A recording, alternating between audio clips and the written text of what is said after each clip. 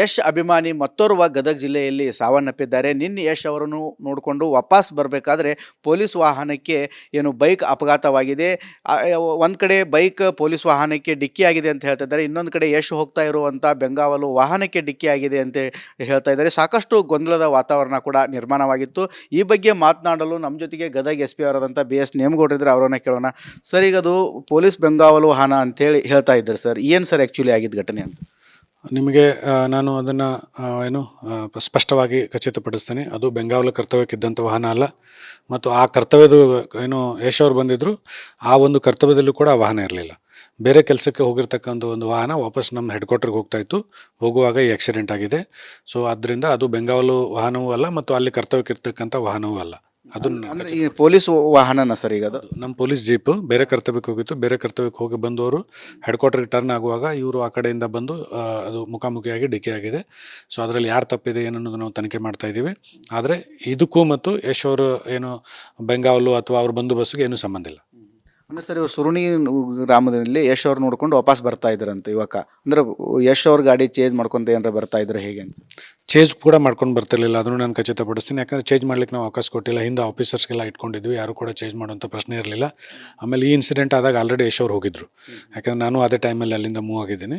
So ಹೋಗಿದ್ರು. Subsequently accident ಆಗಿದೆ. ಆಮೇಲೆ ಅವ್ರು ಮೂವ್ಮೆಂಟ್ ಆಗ್ತಾ ಇರುವಾಗ ಆಗಿದೆ. ಅವ್ರು ಸೂರ್ಯನಿಗೆ ಬಂದಿದ್ರಾ ಇಲ್ಲ ಅನ್ನೋದು ಇನ್ನೂ ನಾನು ಅದ್ರ ಬಗ್ಗೆ ಖಚಿತಪಡಿಸ್ಕೋಬೇಕು. ಯಾಕಂದರೆ ಅಲ್ಲಿ ಎಷ್ಟು ಜನಸಂಖ್ಯೆ ಇತ್ತು ಅನ್ನೋದು ನಿಮಗೆ ಗೊತ್ತಿದೆ. ಯಾರು ಬಂದಿದ್ರು ಯಾರು ಬಂದಿರಲಿಲ್ಲ ಅನ್ನೋದು ನಾವು ತಿಳ್ಕೊಳ್ಳೋದು ಸ್ವಲ್ಪ ಕಷ್ಟ ಆಗ್ತದೆ. ಅದನ್ನು ಖಚಿತಪಡಿಸ್ಕೊಳ್ತೀವಿ ಎಲ್ಲ ಮಾಹಿತಿ ಸಂಗ್ರಹ ಮಾಡಿಕೊಂಡು. ಸೊ ಆದ್ದರಿಂದ ಅದು ಚೇಂಜ್ ಮಾಡೋ ಟೈಮ್ನಾಗ ಆದಂಥ ಆಕ್ಸಿಡೆಂಟ್ ಕೂಡ ಅಲ್ಲ. ಅಂದರೆ ಈಗ ಬೆಂಗಾವಲು ವಾಹನ ಅಂತರೂ ಪಾಸ್ ಆಗಿತ್ತು ಸರ್, ಆಮೇಲೆ ಪೊಲೀಸ್ ವಾಹನ ಅದಕ್ಕೆ ಡಿಕ್ಕಿ ಹೊಡೆದಿದೆ ಅಂತೀರಿ ಸರ್? ಅದೇ ಬೇರೆ ಇದೇ ಬೇರೆ. ನಾವು ಅವರೆಲ್ಲ ದಾಟಿ ಹೋದ್ಮೇಲೆ ನಾವೇನು ಅವ್ರನ್ನ ಗದಗಿಂದ ಕಳಿಸಿದ ಮೇಲೆ ಸಬ್ಸಿಕ್ವೆಂಟ್ಲಿ ಆಕ್ಸಿಡೆಂಟ್ ಆಗಿದೆ. ಬೇರೆ ಕರ್ತವ್ಯದಲ್ಲಿ ಇದ್ದಕ್ಕಂಥ ಒಂದು ಪೊಲೀಸ್ ವಾಹನ. ಅಲ್ಲಿ ಟರ್ನು ಇದೆ ಸರ್, ಪೊಲೀಸ್ ನಿಮ್ಮ ಇದಕ್ಕೆ ಹೋಗಬೇಕಾದ್ರೆ ಅಲ್ಲಿ ಅಪಘಾತಗಳನ್ನು ಜಾಸ್ತಿ ಆಗ್ತಾ ಇದ್ದಾವೆ. ಸೊ ಅದು ನಮ್ಮದು ಮೇನ್ ರೋಡಿಂದ ಟರ್ನ್ ಆಗಿ ನಮ್ಮ ಕಡೆಗೆ ಅದು ಹೆಡ್ ಕ್ವಾರ್ಟರ್ ಕಡೆಗೆ ಹೋಗ್ತದೆ. ನಾವು ಈಗಲೇ DC ಮೇಡಮ್ ಅವರು ನಾವು RTA ಮೀಟಿಂಗ್ ಕೂಡ ಮಾಡಿದ್ವಿ. ಎಲ್ಲೆಲ್ಲಿ ಡಿಸ್ಟಿಕಲ್ಲಿ ಆಲ್ರೆಡಿ ನೀವು ನೋಡಿದಿರಿ, ಸೈಂಟಿಫಿಕ್ ರೋಡ್ ಹಂಸನ್ನು ಹಾಕಿಸ್ತಾ ಇದ್ವಿ. ಕಳಸಾಪುರಲ್ಲಿ ಹತ್ರ ಇದು ಧೋಬಿ ಘಾಟ್ ಹತ್ರ ನೋಡಿರ್ಬೋದು. ಈಗ ಇಲ್ಲಿ ಟಿಪ್ಪು ಸರ್ಕಲ್ ಹತ್ರ ಹಾಕಿಸ್ತಾ ಇದ್ವಿ.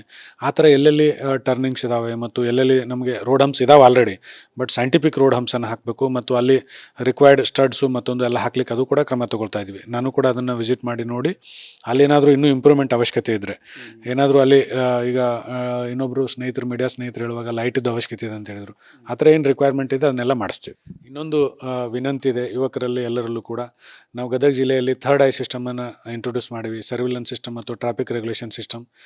ಹೆಲ್ಮೆಟನ್ನು ಕಂಪಲ್ಸರಿ ಮಾಡಿದ್ದೀವಿ. ದಯವಿಟ್ಟು ಎಲ್ಲರೂ ಹೆಲ್ಮೆಟ್ ಹಾಕೊಳ್ಳಿ ಅಂತ ಸಾಕಷ್ಟು ನಾವು ಹಾಕೊಂಡಿದ್ರೆ ಈ ಯುವಕನು ಬದುಕು ಕುಳಿತಿದ್ದ ಅಂತ.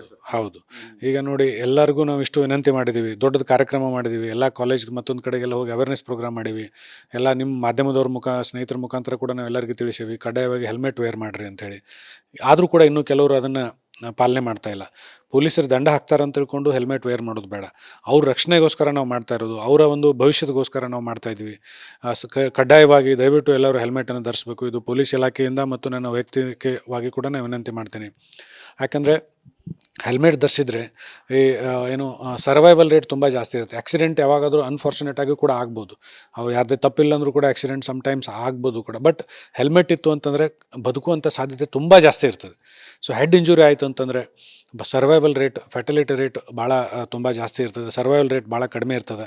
ಆದ್ದರಿಂದ ಇಂಥ ಇನ್ಸಿಡೆಂಟ್ಗಳನ್ನು ಸಾಕಷ್ಟು ನೋಡಿ ಕೂಡ ಇನ್ನೂ ಯುವಕರು ಕೆಲವರು ಎಚ್ಚೆತ್ಕೊಳ್ತಾ ಇಲ್ಲ. ಹೆಲ್ಮೆಟ್ ಹಾಕೋದು ಅದೊಂದು ಪನಿಷ್ಮೆಂಟ್ ಅನ್ನೋ ಥರ ನೋಡ್ತಾ ಇದ್ದಾರೆ. ಅದು ಅವ್ರ ರಕ್ಷಣೆಗೆ ಇರ್ತಕ್ಕಂಥ ಒಂದು ಸಾಧನ.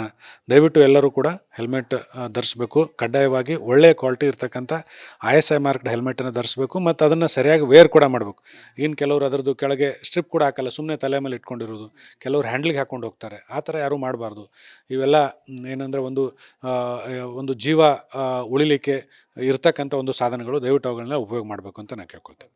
ಒಟ್ಟಾರೆ ಹೇಳ್ಬೇಕಂತಂದರೆ ಏನು ಹೆಲ್ಮೆಟ್ ಹಾಕಿದರೆ ಯಶ್ ಅಭಿಮಾನಿ ಕೂಡ ಬದುಕು ಉಳಿತಿದ್ದ. ಹೀಗಾಗಿ ಗದಗ ಜಿಲ್ಲಾ ಪೊಲೀಸರು ಕೂಡ ಸಾಕಷ್ಟು ಹೆಲ್ಮೆಟ್ ಬಗ್ಗೆ ಅವೇರ್ನೆಸ್ ಮೂಡಿಸ್ತಾ ಇದ್ದಾರೆ. ಇನ್ನಾದರೂ ಬೈಕ್ ಓಡಿಸಬೇಕಾದ್ರೆ ಎಲ್ಲರೂ ಹೆಲ್ಮೆಟ್ ಕಡ್ಡಾಯವಾಗಿ ಬಳಕೆ ಮಾಡ್ಬೇಕಂತೇಳಿ SP ಅವರು ಕೂಡ ಮನವಿ ಮಾಡ್ಕೊಳ್ತಾ ಇದ್ದಾರೆ. ಕ್ಯಾಮ್ರಾಮ್ಯಾನ್ ಮಂಜುನಾಥ್ ಜೊತೆ ಮಂಜು ಪತ್ತ, ರಿಪಬ್ಲಿಕ್ ಕನ್ನಡ, ಗದಗ.